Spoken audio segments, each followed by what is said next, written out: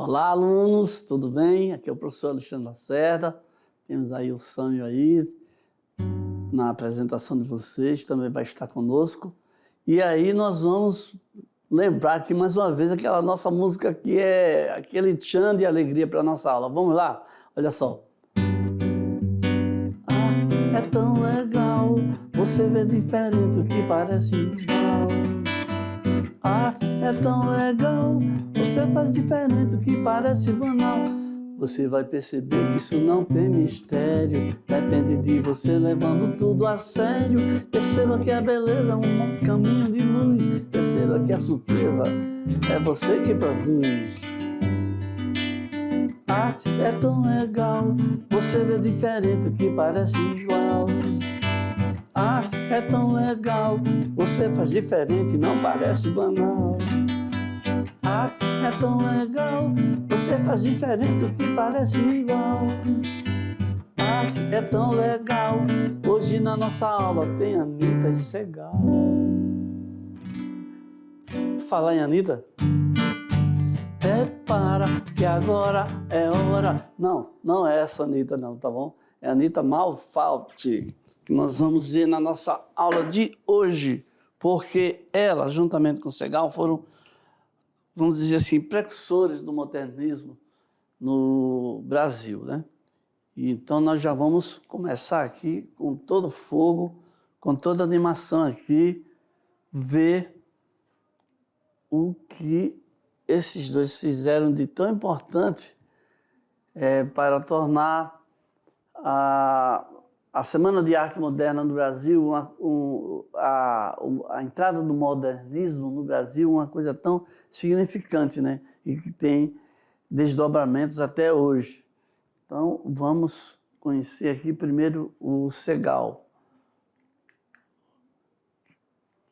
Que é o seguinte, antes de mais nada, antes mesmo de falar do Segal, vamos dizer aqui o contexto, né? O momento histórico. Era o início do século XX. O Brasil vivia o início da República Velha, que foi de 1894 até 1930. Esse momento esteve representado pelos interesses das oligarquias rurais, na prática chamada de política do café com leite. Então vamos entender um pouco mais essa afirmação aqui, tá bom? Em primeiro lugar, o que é oligarquia? Oligarquia rural, né? Você sabe que tem urbana e tem rural, né? Do campo. Oligarquia é um grupo que domina, é um grupo que governa ali, junto com o poder oficial. Então, existiam dois grupos fortíssimos, pessoas riquíssimas, dominadoras. Era um grupo de São Paulo e um grupo de Minas Gerais, tá? Então, no grupo de São Paulo, café. No grupo de Minas, o poderio vinha de grandes produtores de leite, ok? Ou seja, o Brasil recebia ao lado disso aí, ao mesmo tempo, o Brasil recebia entre 1871 e 1920 cerca de 10 milhões de imigrantes de origem italiana e japonesa, formando ali duas comunidades, né? Formando ali um grupo de pessoas que vieram por vários motivos diversos, vieram para o Brasil e o Brasil acolheu, né? Então temos aqui que o destino deles eram as lavouras de café, ou eles iam trabalhando no café, o café que contratava, os grandes produtores de café eram quem contratava, que estavam tendo dinheiro, né? Ou lavouras de café, ou as indústrias de São Paulo. Então esse movimento aqui todo foi acontecer em São Paulo. Inicialmente eu estava pensando que eles tinham, outra parte tinha ido para Minas, mas não. Ficou todo mundo em São Paulo, lá trabalhando, absorvido pelas lavouras de café. Tá bom? Então, debaixo aí desse contexto aí histórico, né, que o Brasil era comandado por esse grupo aí, né, esse grupo de pessoas do campo, não era da cidade, né, os grandes produtores de café e de leite e que, como é se mandar? Eram os governadores, eram pessoas que eles eram representados por pessoas que atendiam somente aos interesses dele. Facilidades com transporte, facilidades com propriedades e por aí vai. Seguindo aqui, nós temos que a burguesia brasileira, aquele grupo lá, que tinha enricado, tinha ficado rico, né, encontrava-se envolta nas tradições culturais francesas, na Belle Époque. Então, todo produto francês era bom e refinado. Nós vamos aprofundar, nós já vimos um pouco disso aí em outras aulas, mas nós vamos aprofundar bastante aqui, porque nós vamos conhecer melhor os personagens envolvidos em em todo esse movimento, né? Então, essa afirmação aqui é o seguinte: a burguesia, o grupo lá oligárquico, né? Eles eram tradicionais, quer dizer, eles achavam que queriam ser modernos e aí seguiam as tradições da cultura francesa, porque a França estava em alta, né? A França estava em alta e tudo que parecia na França, que se tinha notícia era chique bem. Chique, a palavrinha chique é uma palavra francesa, tá bom? Que quer dizer elegante, refinado. Então, nesse período aí, todo o produto francês era bom, era considerado, não, vamos comprar, vamos mandar buscar na França, porque a França é que as coisas mais modernas, as coisas mais refinadas. Então, pensando nisso aí, baseado nisso aí, nós vamos dizer o seguinte: um grupo de artistas em São Paulo promoveu um evento que foi considerado o começo da primeira fase do modernismo. Então, o que foi que eles promoveram?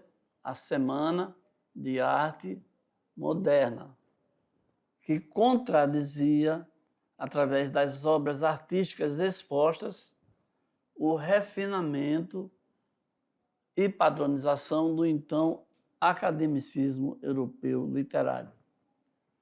Então, a Semana de Arte Moderna trouxe novas obras de arte, novos artistas, novas ideias e houve o choque, né? Houve o choque, porque era diferente dos produtos, né? Era diferente das obras que estavam de tudo, né? O status quo que estava estabelecido pelos franceses. Então, nós vamos ver que seguia, né, padronização do academicismo, né? Então, tradicionalíssimo. Então, nós temos aqui também um quadro, né, um cartaz, um folder, um panfleto do centenário da Semana de Arte Moderna, porque recentemente já fez 100 anos que aconteceu a Semana de Arte Moderna no Brasil, né? Então, vamos seguir. Vamos conhecer aqui o Lazar Segal. Lazar Segal, ele não é brasileiro, tá? Ele é da Lituânia. E o que acontece? Este rapaz, ele teve uma dificuldade muito grande quando começou o período da guerra, e aí começou a perseguição aos judeus, e aí eles começaram a fugir. E aí dificuldade com passaporte, dificuldade com transporte. Existem até filmes que você pode assistir para entender melhor. Tem um filme chamado Transatlântico, que você pesquisar, você vai achar, que mostra ele e vários artistas atravessando dificuldades para poder sair. Acho que eles estavam em Paris. Eles saírem, fugirem para os Estados Unidos, porque a Itália estava aliada com os alemães. Então, foi uma perseguição e tanto. As obras de arte, então, para transportar. Então, vamos ver aqui. Ó. A origem do Lazar é judaica. Ele inicia seus estudos de arte em 1905. E na Academia de Desenho do mestre Antokolsky, em Vilna, na Lituânia. Aí o seu primeiro contato com o Brasil ocorre em 1913, quando ele vem em São Paulo e em Campinas. Depois ele volta a Dresden no mesmo ano, já para outra cidade. Aí no Brasil, Segal se interessa pela natureza tropical, pela arquitetura das favelas, pelos tipos humanos, principalmente os negros, porque os negros eram considerados interessantes, exóticos, diferentes para os europeus. Era, olha que engraçado, não sei o quê, entendeu? Por aí. Tem essa postura, tem essa atitude. Então, o repertório de temas pintados, desenhados, colocados nos quadros por Segal são expressões de um sentimento de compaixão pelo ser humano existencialmente marginalizado.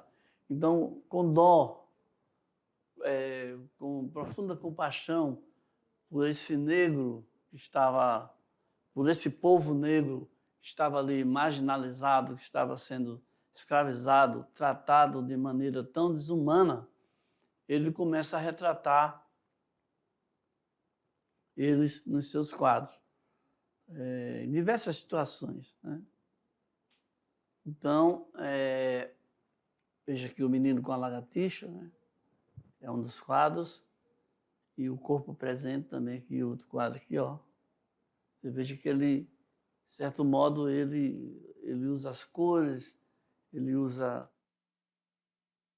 ele mostra, né, bastante detalhes sobre o país onde ele estava. As tonalidades sóbrias, mais escuras, do período alemão, somam-se às cores mais iluminadas. Porque no período que ele estava lá na Alemanha, então eles eram quadros mais tristes, mais sombrios, mais escuros, né? Mas ele chega aqui, né, no Brasil, e toda essa luminosidade, aí os quadros dele passam a ter cores mais iluminadas. Mas observe que o formato do rosto aqui, dessa pessoa, né, a cor, a roupa, o formato não é realístico. Ou seja, não é o uso tradicional. São pessoas que não é um traçado, já tem um toque diferenciado aí. Então nós vamos observando esses detalhes aí, porque a gente vai ver, vai entender, né? Aqui o título do nosso quadro. Seguindo aqui, ainda temos aqui mais uma outra figura aqui, que é o Homem com Violino. Isso foi em 1909 que ele pintou esse quadro aqui. Então, mais uma vez a gente percebe que é um homem branco nesse caso, mas os traços estão ali não são realísticos, não é aquela pintura que obedecia às regras do academicismo.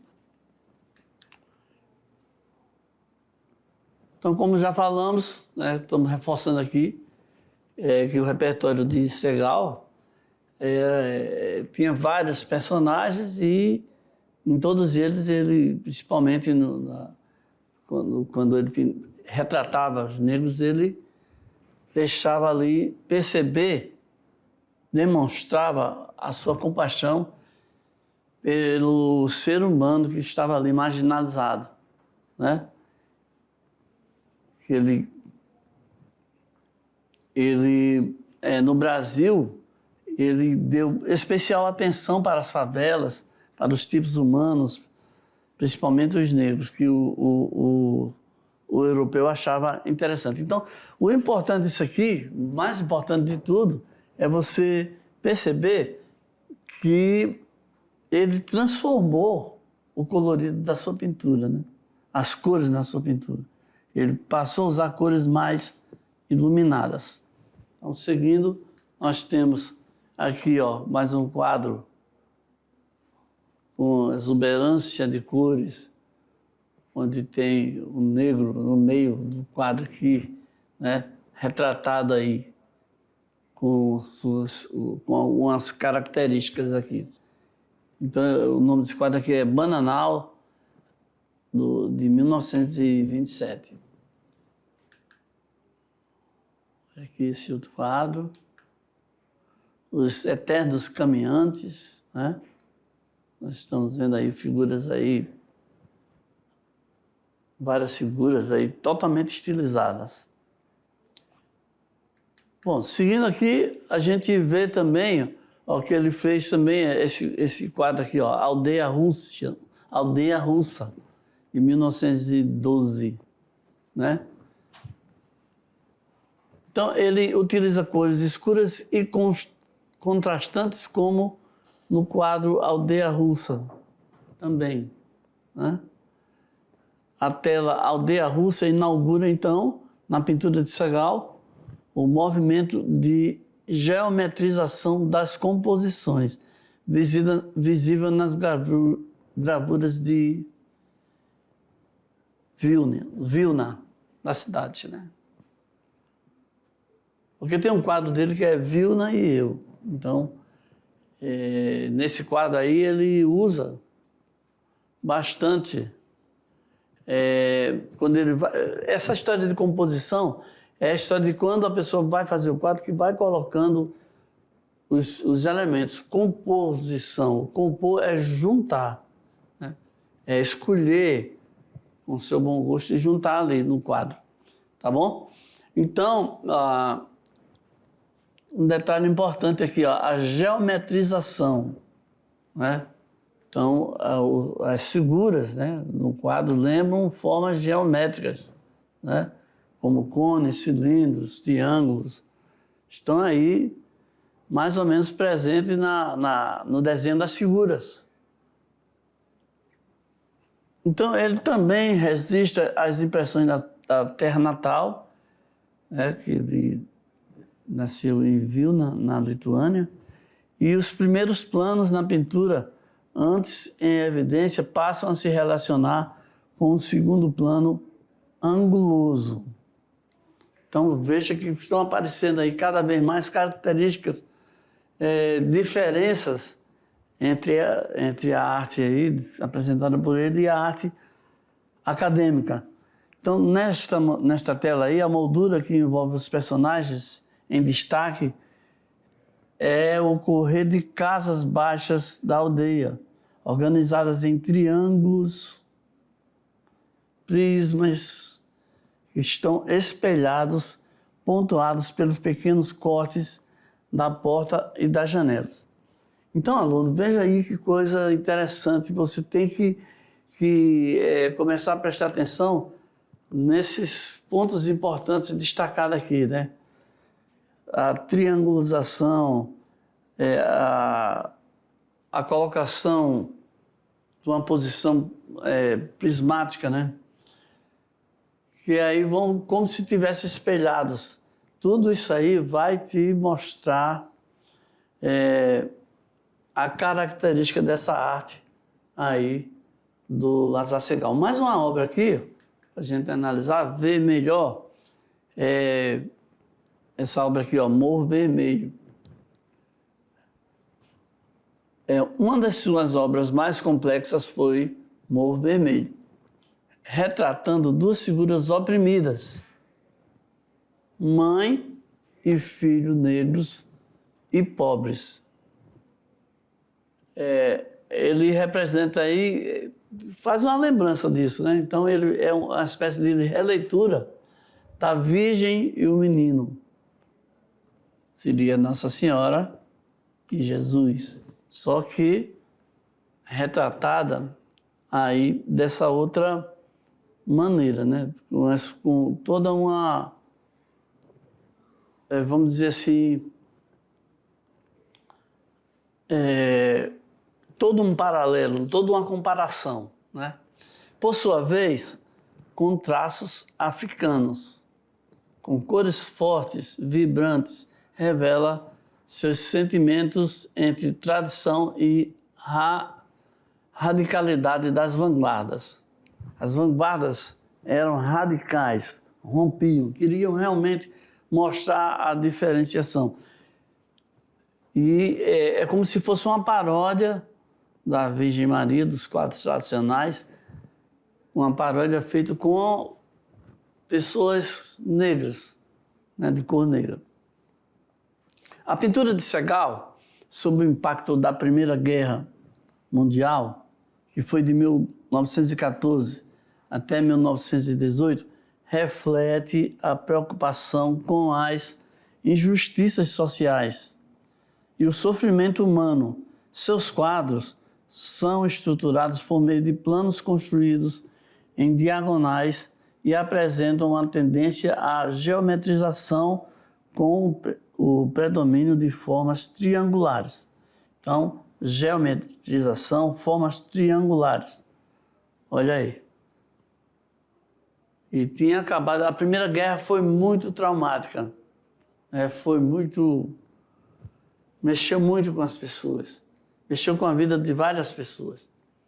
E aqui nós vamos ver mais um quadro muito interessante, onde ele trabalha mais essa ideia de geometrização, que é o Autorretrato 2. Ele pintou vários autorretratos. O cara fazendo ele mesmo, né? Desenhando ele mesmo. Então, olhe sobre a tela. No Autorretrato 2, ele revela o alinhamento de Segall com o expressionismo, movimento no qual engajou-se durante seus anos em Dresden, que fica na Alemanha. O que aconteceu nesse lugar? Ele frequentou a Academia de Belas Artes. Então, nesse período aí, ele fazendo retratos de si mesmo, né, ele começou a adotar algumas influências, né, como essa do expressionismo, né? Então, vocês estão vendo aí as formas angulares do rosto, né, e as cores usadas para a própria pele da pessoa. Já demonstra uma rebelião, vamos dizer assim, já demonstra um afastamento dos ensinos da academia, do academicismo. Os autorretratos testemunham que o personagem era Lázaro Segall, em cada momento como pessoa e como artista, revelando ao longo do tempo transformações em seu rosto. Ok? Então, aí foi o que a gente tinha para ver, assim, entender um pouco mais da arte, da obra do Lázaro Segall. E agora nós vamos conhecer outra pessoa aí, né? Eu fiz uma brincadeira lá no início da aula, que é a gatíssima Anita Malfatti. Anita Malfatti aí bem jovem, próximo dos 20 anos, uma garota inteligente, estudada, estudou muito dedicada aos estudos, né? Desde novinha, desde pequena. Olha aqui, ó. Iniciou seus estudos no Colégio São José e no ano de 1897 estudou no Colégio Mackenzie, é um dos mais importantes, um dos mais destacados colégios. E lá ela se formou professora aos 19 anos de idade. Então ela era muito dedicada, muito estudiosa. Ana Catarina Malfatti foi pintora, desenhista, gravadora, ilustradora e professora ítalo-brasileira. Anita era portadora de uma deficiência motora. Olha só que detalhe interessante, né? Ela tinha uma deficiência e é considerada a pioneira da arte moderna no Brasil.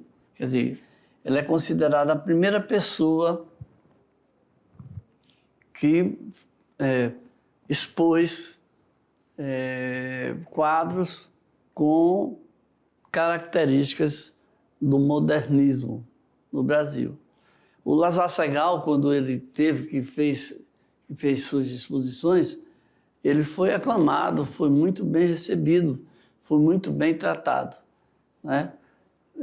A crítica brasileira não o atacou, a crítica brasileira elogiou e assim, deu o seu aplauso ao Lazar Segall. Mas com a Anita a coisa não foi bem assim não, tá?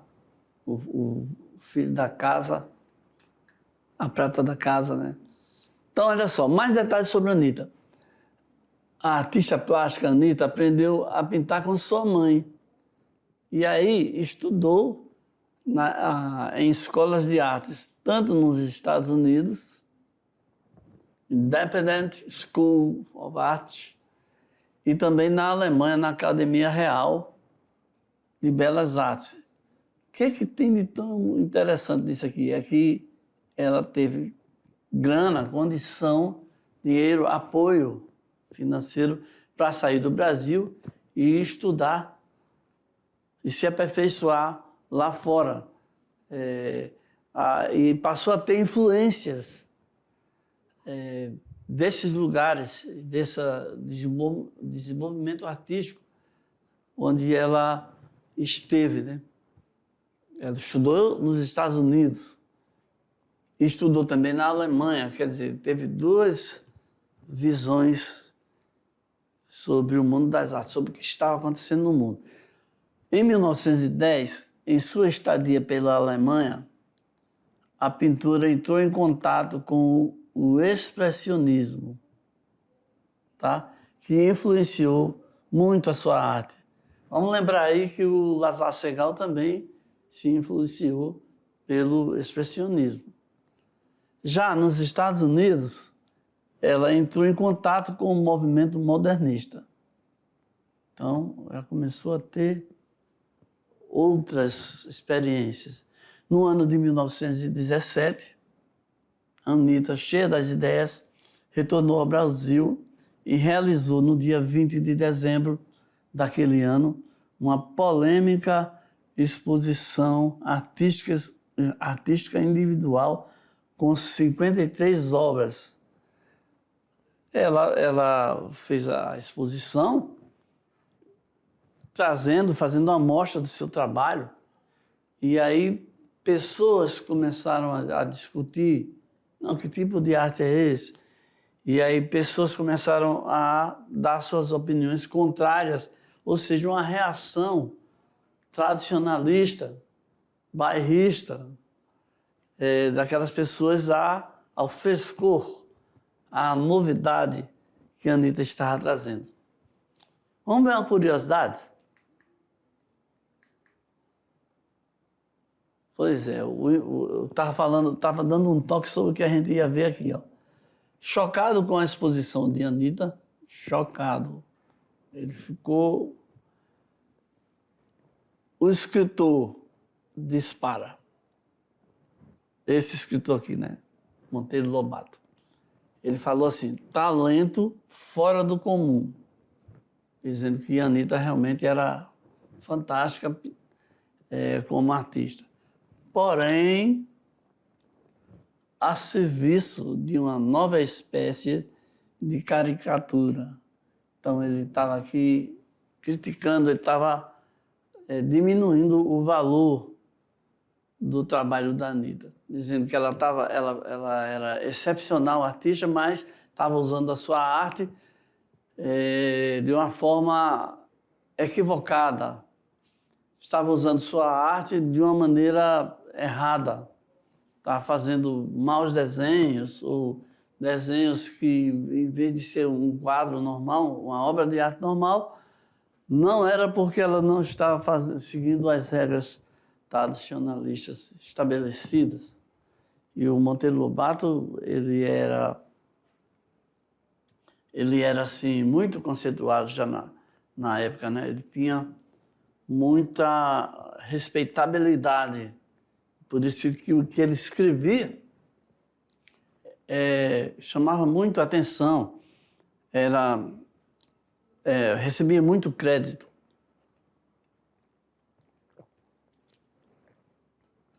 E então, nós vamos ver por que e como isso aconteceu, né?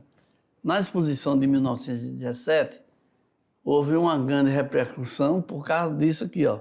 O Monteiro Lobato, que a gente mostrou ali, era crítico de arte e escrevia para o jornal O Estado de São Paulo.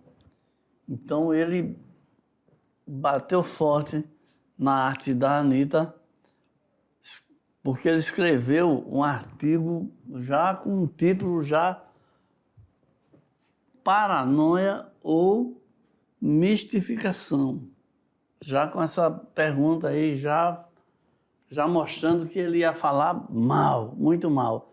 Falando que loucura ou mistificação. Já o escritor Oswaldo de Andrade, com outras ideias, muito menos tradicionalista, ele defendeu a pintura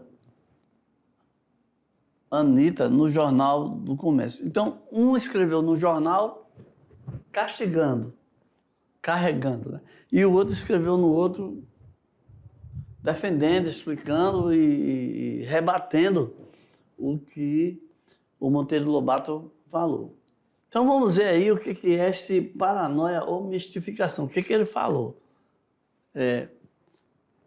Monteiro Lobato fez duras críticas em dezembro de 1917, após visitar a exposição de pintura moderna, que foi organizada e protagonizada por Anitta. Então, Anitta, ela organizou e ela mesmo se colocou seus trabalhos lá, né? Anitta Malfatti, em São Paulo. O autor soltou os cachorros em sua coluna no jornal do estado de São Paulo para falar sobre a arte anormal. Olha aqui, mais uma cacetada que ele deu. Chamou de arte anormal, que a artista estava trazendo para o Brasil. Os modernistas, para ele, nada mais servem do que desnortear, apavalhar o espectador. Então, aquele tipo de arte para o Monteiro Lobato, ele achou que só servia para fazer as pessoas ficarem em dúvida, fazer as pessoas ficarem sem saber como avaliar, como entender a arte. Só servia para isso, porque aquilo para ele não era arte, né? Se Malfatti fosse apenas uma moça que pinta, sem grandes talentos, não seria merecedora da alta homenagem que é tomar a sério o seu talento, dando a respeito de sua arte uma opinião sinceríssima. Quer dizer, Isso aí já ele meio que ia ali, porque ele bateu assim, gratuitamente. Ele falou muito forte na menina da alta sociedade, uma menina muito conceituada, uma menina rica, né? Então ele aqui disse assim, se ela fosse uma moça assim, sem grande talento, ele não ia dizer nem nada, né? E ele ia deixar. Mas ela, como era muito talentosa, estava recebendo dele uma alta homenagem. Isso é uma piada, isso aqui. Ele fala o seguinte, para ele, ele estava homenageando ela quando ele, se achando tal, se achando super conceituado, falava, criticava a arte dela, dava atenção ao trabalho dela. Então, ela devia ser agradecida a ele por ele descer a lenha no trabalho dela. Né? Ela, ainda bem que apareceu alguém para defender, né? Para botar ele no seu devido lugar. Então vamos ver a defesa de Oswaldo de Andrade, a Anita. Ele fala o seguinte, ó, Anita Malfatti é um temperamento nervoso e uma intelectualidade apurada a serviço do seu século. A ilusão que ela constrói é particularmente comovida, é individual e forte e carrega consigo as próprias virtudes e os próprios defeitos da artista. Então aqui nós temos aqui a paisagem de Santo Antônio. Onde está a realidade, perguntarão nos trabalhos extravagantes, de extravagante impressão que ela expõe. A realidade existe mesmo nos mais fantásticos arrojos criadores. E é isso justamente o que os salva.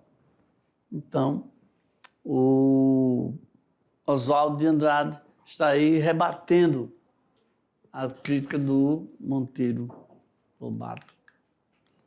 Olha aqui, nós temos aqui, ó,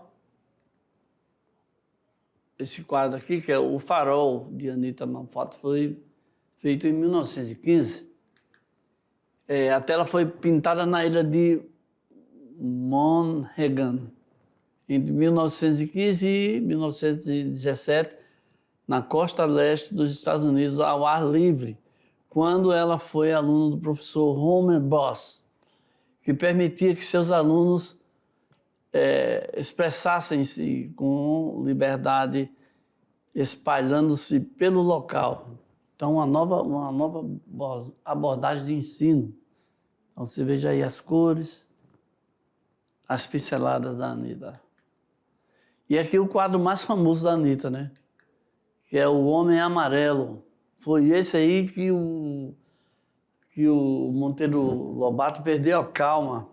Perdeu, né? E foi esse aí o motivo dele bater forte. Então, essa é a obra mais conhecida, né? Ele foi o centro, o cerne da controvérsia, da confusão lá, da falta de entendimento na exposição. E o retratado aí era um homem pobre, excluído e desconhecido, um imigrante italiano que lhe pediu para posar com uma expressão triste e desesperada, segundo Anita. Ok? Então vamos ver aqui uma curiosidade aqui sobre o Homem Amarelo. Ele traz uma melancolia no olhar vago e distante, ainda que se apresente de gravata, seu paletó encontra-se visivelmente desgastado e mal ajeitado no corpo, contorcido, transpondo os limites da tela, característica comum aos trabalhos da Anita, né? Ela mesma explicando aí sobre o seu trabalho. Seus olhos escuros, detalhes aqui, ó, são delimitados por contornos pretos, com espessas sobrancelhas de acento circunflexo. Então você veja que ela propositalmente fez dessa maneira, né? E aqui nós temos A Estudante Russa, mais um quadro aqui. Essa obra aqui revela o interesse da artista em retratar o estado psicológico de seus modelos. Já a influência também, né? Aqui, ó, a mulher está sentada numa cadeira, de frente para o observador, com o corpo levemente voltado para a frente. Veste uma blusa muito colorida que contribui para dar luminosidade à tela. Sua saia roxa só é percebida até o joelho, pois a pintura não mostra os membros inferiores. As duas mãos estão cruzadas no colo, sendo que a direita fica oculta. Uma descrição aí do quadro da Anitta, né? Mais uma maneira. Então, chegamos ao final dessa nossa aula aqui, né? Temos aí a nossa referência. E aí é o seguinte, nós terminamos aqui esta aula, vamos fazer uma revisão em instantes, né? E aí, logo depois, você vai estar preparado para fazer a atividade desta classe. Tchau.